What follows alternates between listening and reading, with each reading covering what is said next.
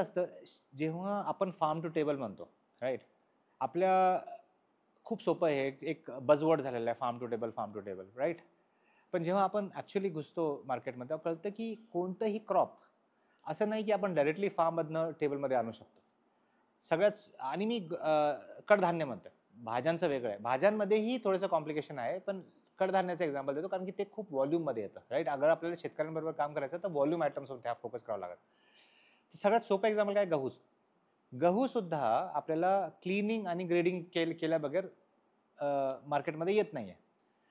आणि आपल्या इथे काय, शेतकऱ्यांची लँड होल्डिंग छोटी आहे. 1 एकर, 2 एकर, 5 एकर एवढी मेजॉरिटी, ठीक आहे? त्या प्रोसेसिंगसाठी लोकांना 10, 12, 15 लाखाची मशीन लागते. शेतकरी हे अफोर्ड करू नाही शकत, ठीक आहे? त्यांना सबसिडी असूनही अफोर्ड नाही करू शकत, राईट? तर इंडिव्हिज्युअली जो माझा एक्सपिरियन्स आहे, जी मला असं वाटतं की ते आपल्या भारताच्या शेती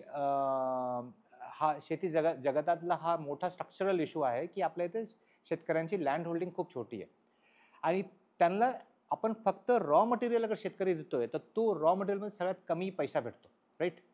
त्याला त्याला म्हणतात ना पोस्ट हार्वेस्ट प्रोसेसिंग. म्हणजे एकदा माझं काही पीक आलं, त्याच्यामध्ये थोडीशी तरी प्रोसेसिंग केली तर मी ती व्हॅल्यू कॅप्चर करू शकतो. आपल्या आडती काय करतो, तो सगळ्यांचा गहू घेतो, त्याला क्लिनिंग करतो, त्याची ग्रेडिंग करतो आणि मग पुण्यासारख्या मार्केटमध्ये विकतो, राईट? तर त्याला ती प्रोसेस केल्याचे त्याला तो नफा भेटतो, राईट? हा आपला शेतकरी नाही करू शकत. त्याचं सोल्युशन जो आहे तो आहे फार्मर प्रोड्युसर कंपनी, शेतकरी गट जे आपले बनवलेले आहेत, राईट? तर मी हा एक लंबा आन्सर देतो पहिल्या प्रश्नाचा, कारण की आमचा जो एक्सपिरियन्स होता तो असा होता की आपण इंडिव्हिज्युअल शेतकऱ्याबरोबर काम करायला गेलो तर हे चॅलेंजेस येतात. कारण की शेतकऱ्याला डायरेक्टली आयटम देता येत नाहीये जो कंझ्युमर डायरेक्टली कंझ्युम करू शकतो, राईट? तर आम्ही काय केलं, आम्ही FPCs, फार्मर प्रोड्युसर कंपनीज बरोबरच काम करायचं केलं. तो मोर सस्टेनेबल होता, ज्यांनी शेतकऱ्यांनाही आपली एक कम्युनिटी फार्मिंग सारखं करता येईल, ते आपलेही एक व्हॉल्यूम क्रिएट करू शकतात आणि सगळ्यात महत्त्वाचं म्हणजे ते पोस्ट हार्वेस्ट प्रोसेसिंग केली तर ते जो नफा येतो ना, जो मार्जिन येतो त्याच्यामध्ये आपली वाढ करू शकतात.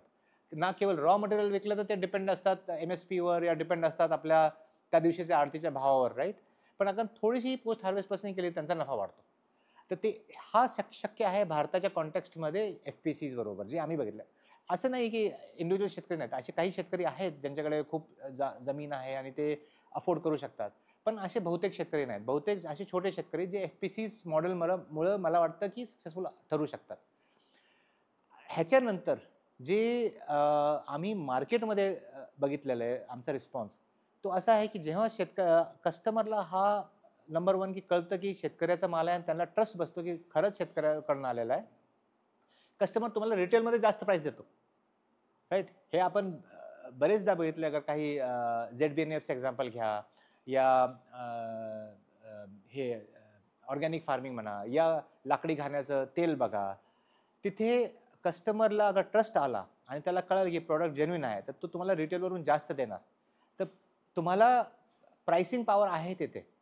फक्त क्वेश्चन असा आहे की आपण हा प्रोसेस म्हणजे फक्त रॉ मटेरियलच्या व्यतिरिक्त आपण काही प्रोसेसिंग करून कसं आयटम कस्टमरपर्यंत आणू शकतो, तो आपल्याला प्रॉब्लेम सॉल्व्ह करायचा आहे, जो आमच्या एक्सपिरियन्समध्ये FPCच्या थ्रू आम्ही सॉल्व्ह केलेला आहे.